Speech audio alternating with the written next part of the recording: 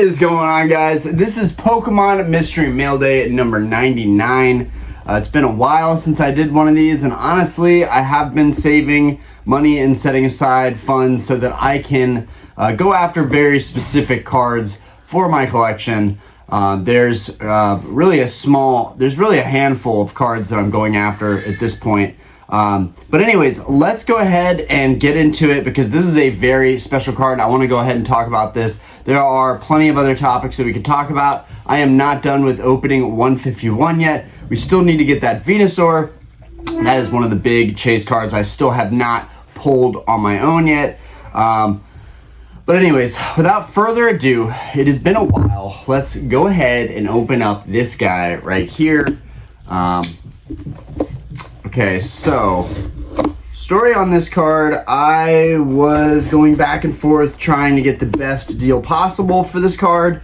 The cards from this era out of these sets are just going up in value. I mean, there's just no way around it. It's going to get harder for me to get these cards. It's going to get harder for you to get these cards. It's just going to be harder for everybody to get these cards. That may be because of influencers. That may be because of the Logan Paul era. That may be because of the COVID pandemic bubble. Call it whatever you want. I don't know otherwise how to explain this other than these factors. Now, these cards are very rare, and we're going to get into that. I'm going to talk about the pop reports on these cards, but I think there are definitely other factors. And even after going after, you know, some very high-end cards, in my opinion, some cards that I deem very high-end, high-value cards, I still don't have really confidence, right? I don't have the confidence that I should investing in, you know, high-dollar cards like this, you know, literally pieces of cardboard,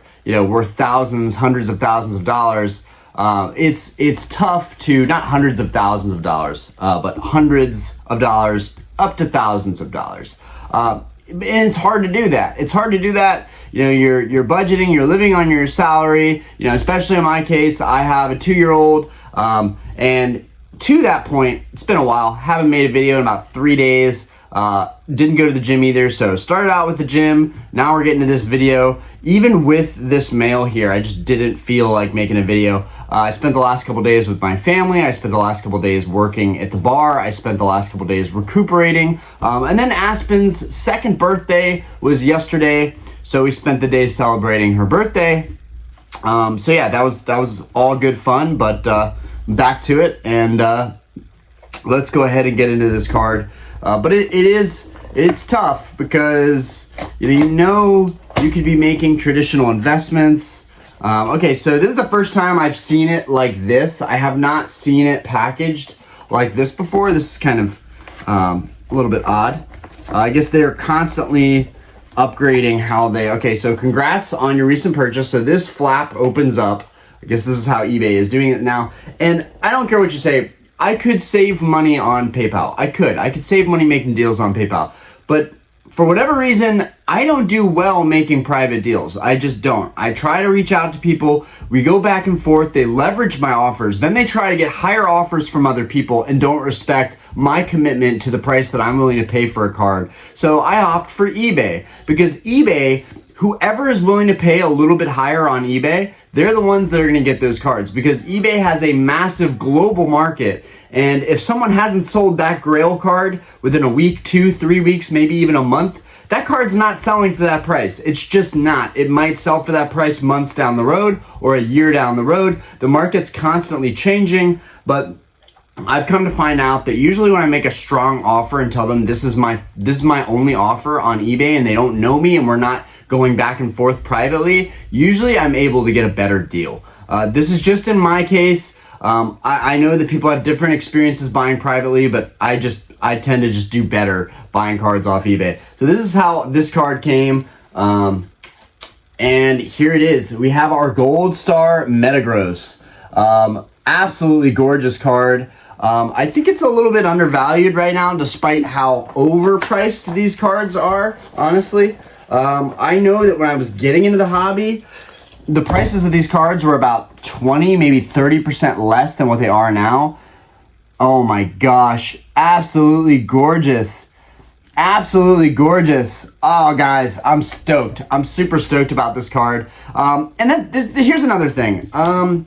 When you're buying a card privately, you do have some protection, but I do feel like if I were to buy a card off someone privately and I didn't like it and wanted to send it back, I don't know how willing they would be to work with me on that just because I didn't like something about the card.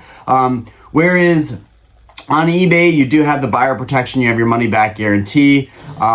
And, you know, I don't know. I feel like in some cases, spending a little bit more on eBay sometimes might get you a cleaner card. There's a reason these cards are being sold privately. Some of them have been bought privately. Some of them are older certs. Some of them are not in the best condition. And so they get sold privately. People are just trying to recoup their money back on these cards. And then there's people who are selling their cards for a little bit more on eBay, and they don't want to sell their cards in some situations. Like this guy did not want to sell this card. So to give you the full story, let's go ahead and take this Metagross out of the sleeve, and then we're going to talk about the pop reports of Metagross. I love that eBay does this little seal right here. You know, it's void if damaged or opened. Love that. Love that. I'm going to put this in a PSA sleeve anyways. I think it's going to look much nicer in a PSA sleeve. But let's go ahead and look at this, and I'm going to give you guys the story.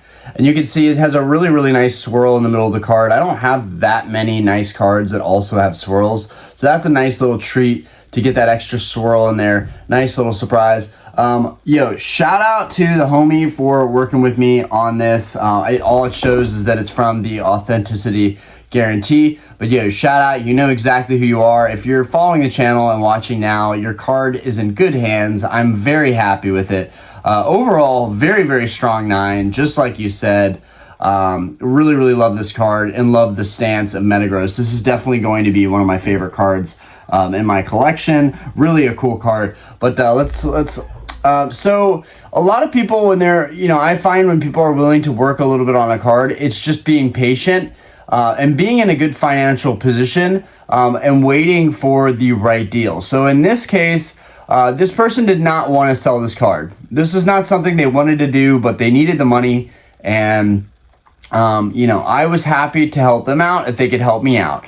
Give me a slightly better deal than the last sold, and I will, commit and pay right now. So this was a nice transaction where literally the day this was listed, or maybe 2 days after being listed, I bought this card. So that's the kind of stuff I want to work out. I don't want to be going back and forth for an entire week and having my offers used against me and kind of leveraged so that other people can pay more. And that's another thing, guys. If someone says, oh, well, somebody already offered me on this, and you don't want to pay that price, don't pay that price. Wait, because these cards are still popping up on the market. These populations are still increasing. I think a lot of people tout how important these cards are and how rare they are, and I understand that. As somebody that now owns these cards, I do want to say they are very rare. They are very popular. But one thing to note is that literally every time I buy one of these cards, it seems like another pops onto the market a week or two later, right? These are cards that allow people to get their liquidity back and their equity back. So you're going to see them on the market more than you might think. Again, they are hard to find, but that actually makes it more fun. Instead of spending money on cards every week now, I basically wait for sometimes weeks on end, waiting for a card to pop up on the market that I'm looking for the right price. And when they're a little bit rarer, it makes it easier to go ahead and pull the trigger and buy that card. But yeah, he did not want to sell this card. And kind of when we were going back and forth, he was like, I'm going to send you 1 million photos. If you still don't want to pay that price, we can do the price that you want to do. And I still just not being able to see the card in person, didn't want to overpay on the card. So I ended up paying $11.50 for Metagross. I'm very, very happy with that price. The last time I was discussing this card, the seller sold it with an older cert.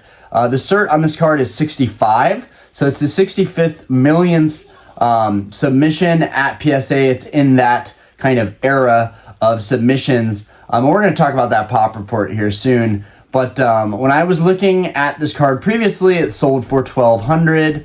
My offer was getting leveraged against me, which is always tough. I would definitely recommend, if you're going to send someone an offer, send them kind of a medium offer. Don't send them your lowest offer. and certainly don't send them what they're wanting for the card, especially if it's over market. Try to find them in the middle grounds, because in a week, a month, the card price could go up a little bit more, and then you're just constantly waiting it out, but the card price is going up. So you definitely have to find a happy medium with people and tell them, look, this is my only offer. If you don't want to take this offer, that's fine. I'll be patient and wait on another one. 9 times out of 10, that person is going to take your offer, because they are not going to want to wait on getting their equity back out. Now, in some cases, if the person is truly financially wrapped up in the card and they can't afford to go any less, they're not going to go any less. But I do find when you don't give someone an option to work with you and negotiate back and forth, and you say, this is what I'm willing to pay. If you'll do this deal, I'll buy this card today. If not, that's fine. No worries. I'll wait. I do think when you add a sense of, no urgency to buy the card, that with the person that is trying to sell the card, you're pretty much taking the higher ground and saying, hey, look, like, I'll buy this if you want this cash, but otherwise it's fine. I'll keep looking. And I've definitely had to do that on some cards, and it's been painful. But at the end of the day, being patient has helped me out more than anything. Even with this Metagross, I was able to save $50 and get it with a swirl. Really, really beautiful card. The one previously had an older cert. I think it was a 5 cert in the 50 millionths. So this is a 65 millionth. So let's go ahead and talk about Metagross and its population. So in the PSA registry, which is the company that this card has been graded by, the Metagross has 717 currently in graded population. So it gets interesting, because you can tell that, and I guess it's not really as interesting to people that regularly submit their cards to PSA. But typically, you want to send your nicest possible card, like your card that could get the best grade. And then there's, collectors that like to send in cards that would get lower grades, like 1s. There are people that actually collect 1s. There are people that like to collect sequences, 1 through 10. They like to collect all the grades, I'm kind of one of those people. I kind of would like to have like grades of all certain cards, especially like base set Charizard. That's just a card that I love. Very basic, very newbie to like that card. I love it. But anyways, so the population of this card overall is 717. The population of this card in a PSA 10 is 57. There's only 57 people in the entire world that own a PSA 10 Metagross. Now, granted, Metagross is not the most popular Pokemon in the world. Some of us, Metagross looks really cool, especially because it is a gold star. It is a shining Metagross. So instead of being, a bluish purple, Metagross ends up being silver with this gold accents. It's a really cool looking card with the red background. Definitely one of my favorites. The more I look at this card, the more I know that it's definitely one of my favorite gold stars. It might even be in like the top 3, top 4. It's really underrated in my opinion. And for the price point, I was very happy to just snag this card up. And then so in a PSA 9, this is where things get kind of weird, but not so much, because honestly, between the PSA 9 and the PSA 10, in PSA 9, there's I think 228 or 226, I want to say, graded in PSA 9, right? So there's 225 other people, give or take 1 or 2 subs.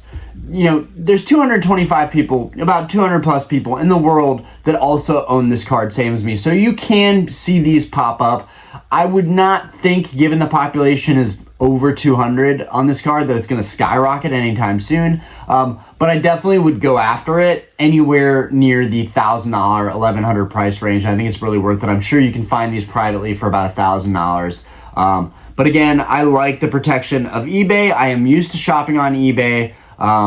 Anyways, and sometimes you get to foster relationships with sellers on eBay, and they will work with you on other cards that they have that are other grails simply because you bought their grails before. I had a seller that recently would not sell me the Reggie Gold Stars at $500 a piece, but now is offering to go lower than $1,800, which still, previously they were willing to go $600 a piece and I declined, but now I'm definitely considering like 560, 570 a piece per Gold Star Reggie. I'm considering it, and that is mainly because I bought 2 other cards from them off eBay for their prices. So sometimes sellers will work with you and come back to you, even if they take a while to come back to you. They may come back to you simply because you've already bought from them. They know they don't have to worry about anything, and they know it'll be a straight up deal. But you know, the same can be said of buying privately. This is just something that I need to work on, how I approach people and how I negotiate, because clearly I'm doing something wrong trying to negotiate and buy cards privately. And I just don't want to overpay. I don't want to overpay. If I'm buying a card privately to you, and if that card gets lost in shipping and I'm going to do PayPal, friends and family, and I have no protection, but it's not the seller's fault and it's not my fault. It's the postal service, or postal worker gets robbed. Stuff like this happens all the time. If something like that were to happen, I would have zero protection whatsoever. So I do like buying off eBay for that reason in particular.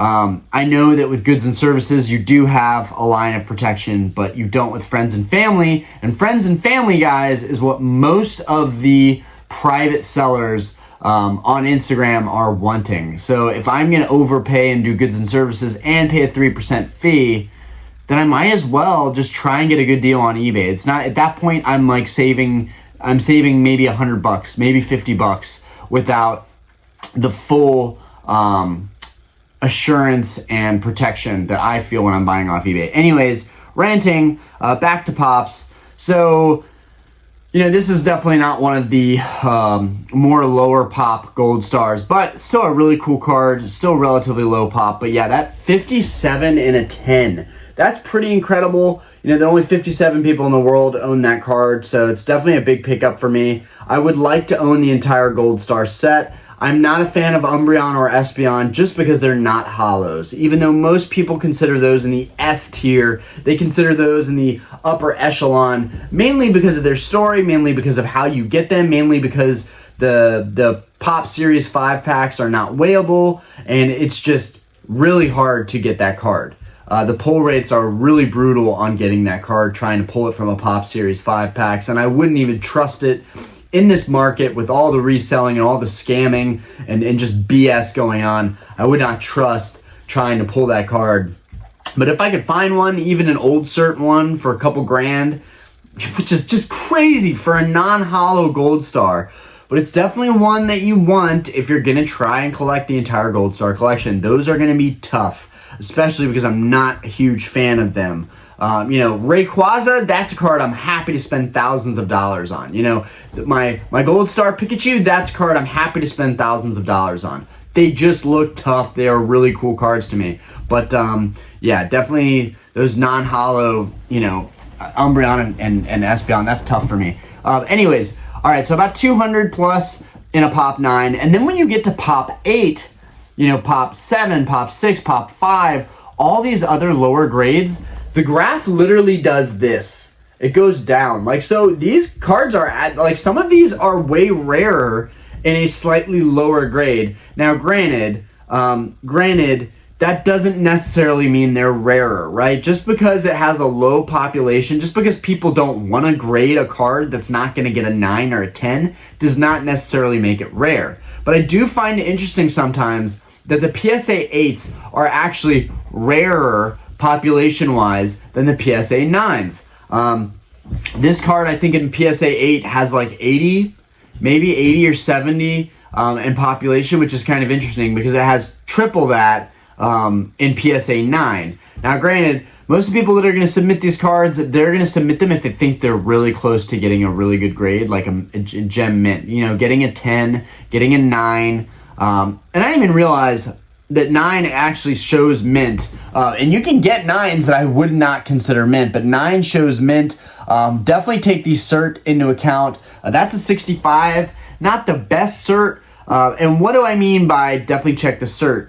So these certifications, the cert number, basically it shows you when this was sent, right?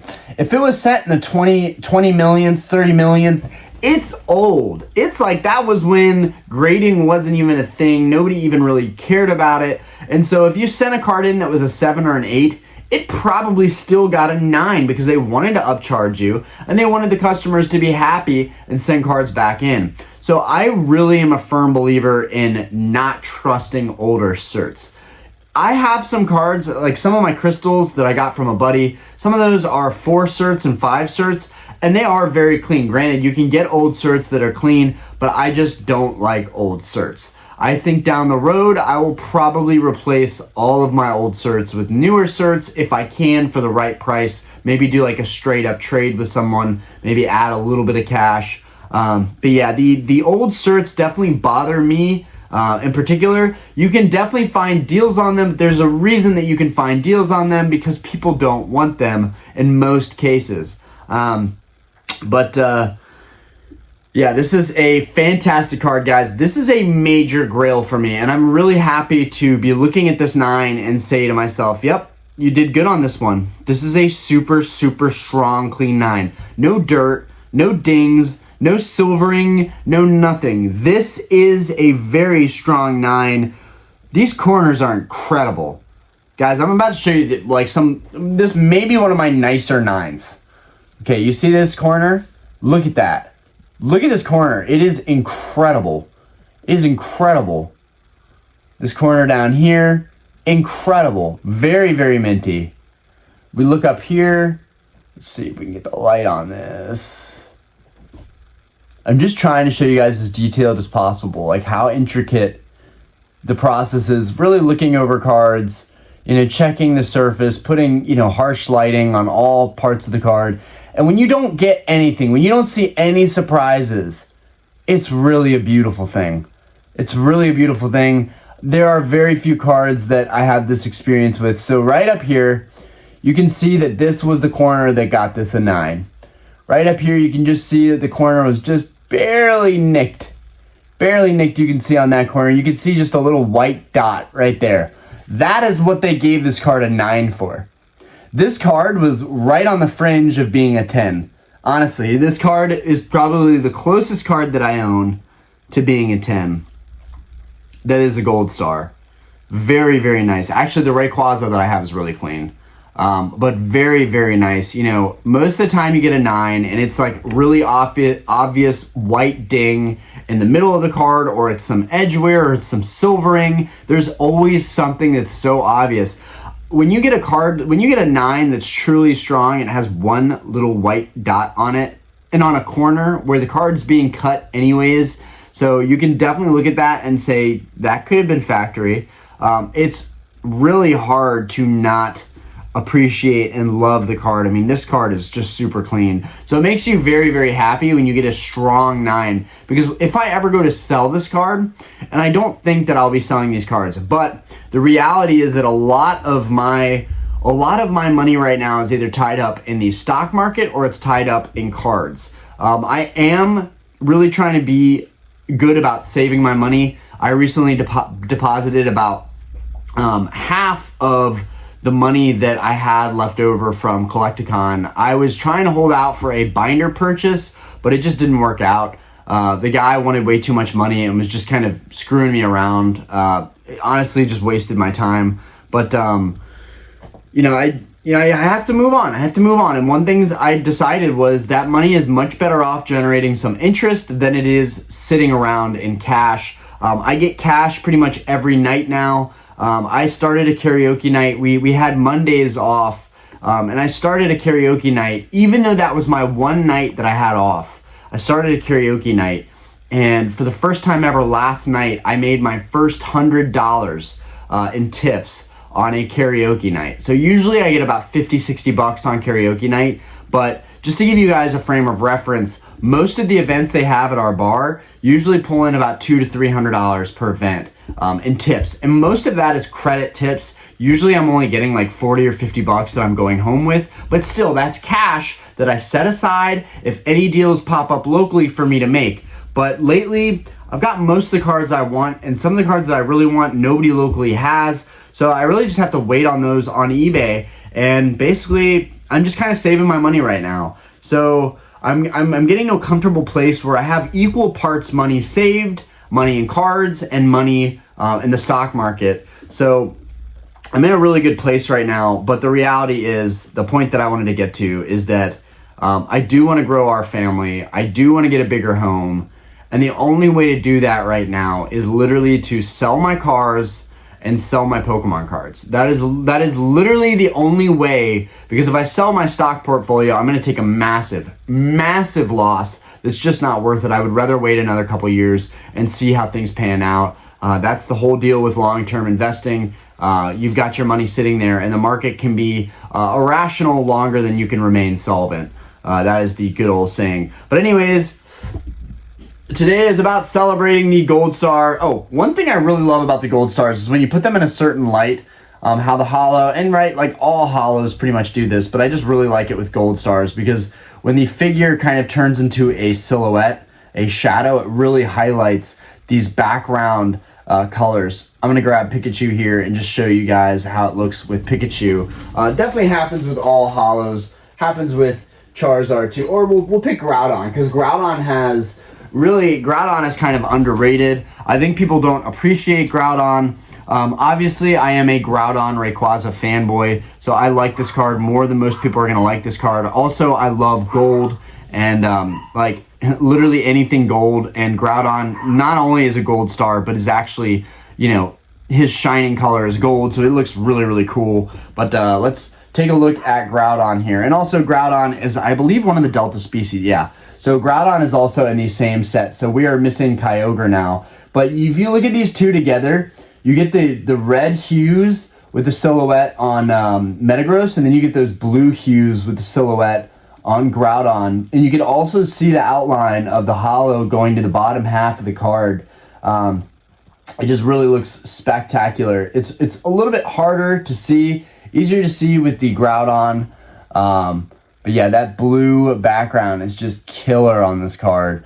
I think that Groudon is Groudon, Metagross, and Kyogre. And I still don't have Kyogre in hand yet. But I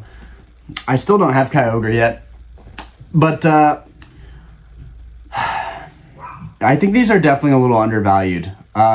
Most of the time, they're going to go around $1,200, $1,300. I got Groudon for $1,250. I got Metagross for $1,150. I think Groudon is honestly closer to like $1,600 to $1,800. I think he's closer to that area. Groudon is pretty iconic to me personally. I think the Groudon card is really cool. And I can tell you guys right now, I am most likely going to become a Gold Star collector. I like the Gold Stars a lot. I think that the populations being low is really cool. I think the fact that they're from the EX era, an era that I still vividly remember collecting, right? I didn't really collect a WotC that much. I had a WotC Japanese binder, but when I was opening cards and buying decks and playing with my friends for the short period that I did, because I was really more into Yu-Gi-Oh!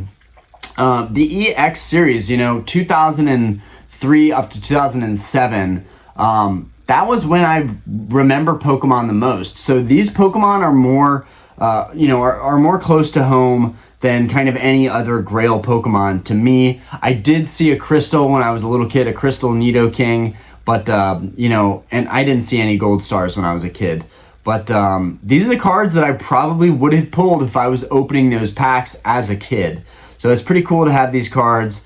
And I will probably continue to collect them. If I see a PSA 9, at the very least, I don't want to overpay on my cards. So if I can buy another PSA 9 and it's, 10-15% less than the last one I bought, then I'm cost averaging down. Then I can sell that Gold Star down the road and recoup a little bit of money, but also cost averaging down. So I think I will continue probably to try and collect more Gold Stars as they come onto the market, especially if they come onto the market with newer certs. I'll probably buy those newer certs and then sell my older cert Gold Stars. I have also considered putting all of my crystals and Gold Stars out on the market on eBay just to see what happens. It would be interesting to put all of those out on the market and see what happens. But the other part of me, even if somebody overpaid or paid higher than market or higher than what the cards may even be worth, I still don't know if I would be 100% okay with letting go of some of these cards. It's not always about the money. Sometimes it's just about the journey of finding these cards and how long you had to wait and the patience that you had to have. And for me, the gold stars in PSA 9 are great value because the PSA 10 prices are astronomical right now. So Metagross and Kyogre, both of these in PSA 10 are $5,000 cards, right? So PSA 9 being a fifth of that price, I think is a little bit undervalued. I think they should be closer to half of that price or even a third of that price. So a third of 5,000 would be closer to like 1,650, something in that area, 1,600. I think these are probably closer to that price range than, 11, 12, 1,300. If you can find Groudon, Kyogre, or Metagross in a PSA 9 for 11, 12, 1,300, I think those are all solid prices to pay on those cards. But that's just my opinion. I do think that the card market in general is inflated. I do think that it could possibly come down. We haven't quite seen that yet with gold stars, but I am noticing it with the crystal cards. One in particular, I know this video is going a little bit longer than expected, but I recently was able to work out a local deal that I got to share with you guys where I got to acquire all of the crystal cards in a PSA 9. These are pretty sweet to have all together, but I do have all these cards now. The only one I'm missing is the Crystal Charizard. This one is a PSA 8, so I do need to swap this guy out. Beautiful card also. Absolutely gorgeous card. But one thing I've noticed about this card in particular, which kind of is giving me a little whiff of what's going on with the market, or at least a hunch of what's going on with the vintage Grail market, is I've seen, so I was bidding on a BGS 9.5 for this card, nearly perfect card, but it was off center, and I did think if I'm going to go for this card, I'd probably rather have it in a PSA slab.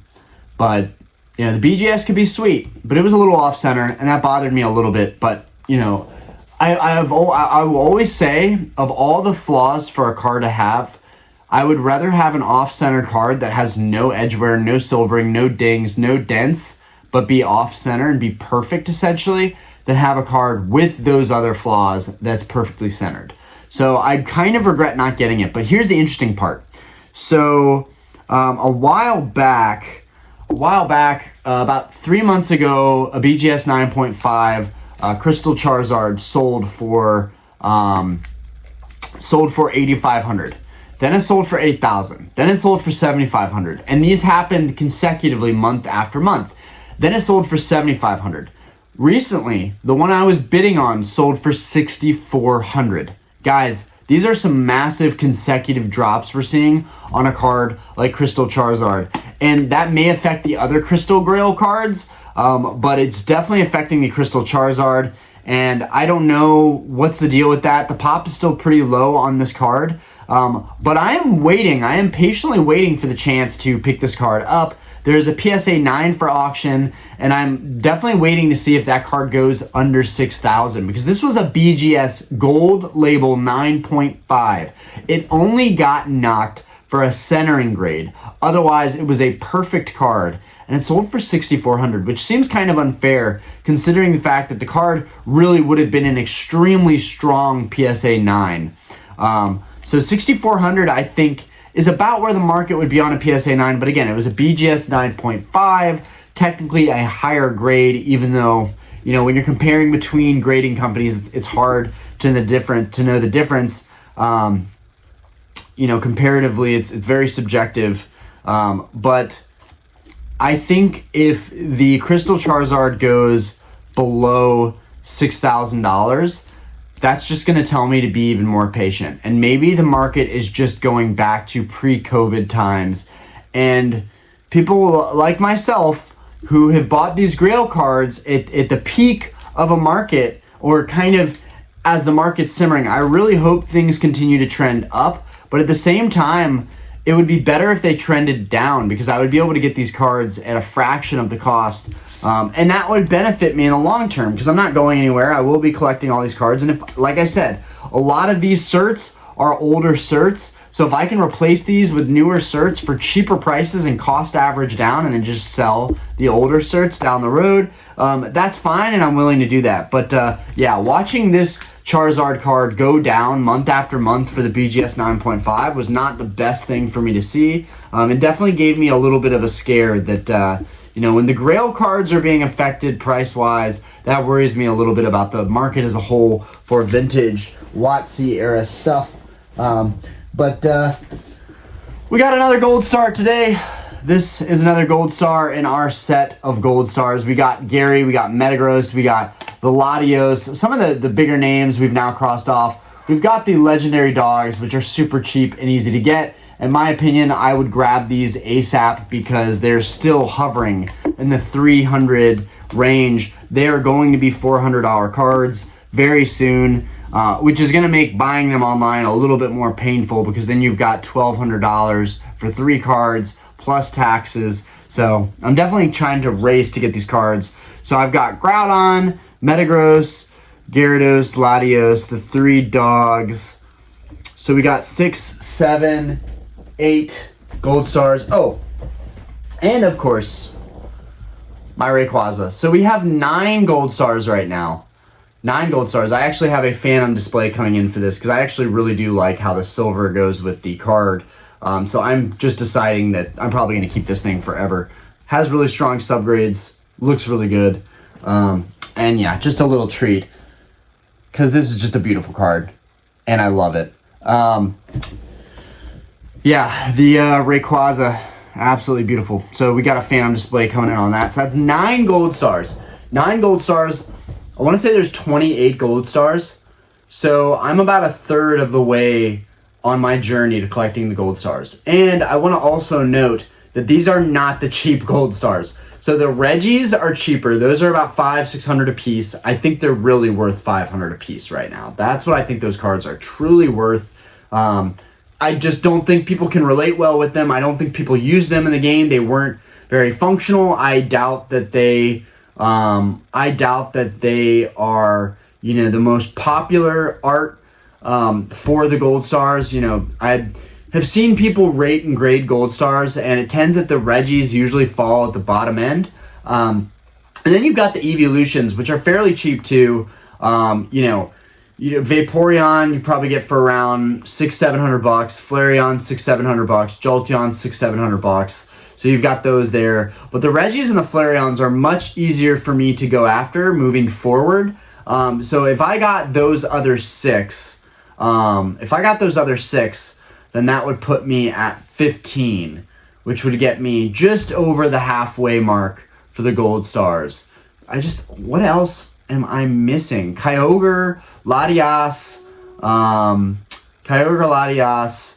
those other gold stars. Trying to think. Oh, Mew. I'm missing Mew. I actually like Mew, so I'm looking forward to getting that. But yeah, this was a successful pickup, and I'm very happy with it. I'm happy I got to share it with you guys. We got a lot of stuff coming, but I just really wanted to share this card. It's very special to me. It gave me a chance to talk about the population of this card, maybe inform some people, talk about the market, talk about the pricing. Yeah, it's super awesome to have this card. And yeah, now it's going into my gold star collection goal.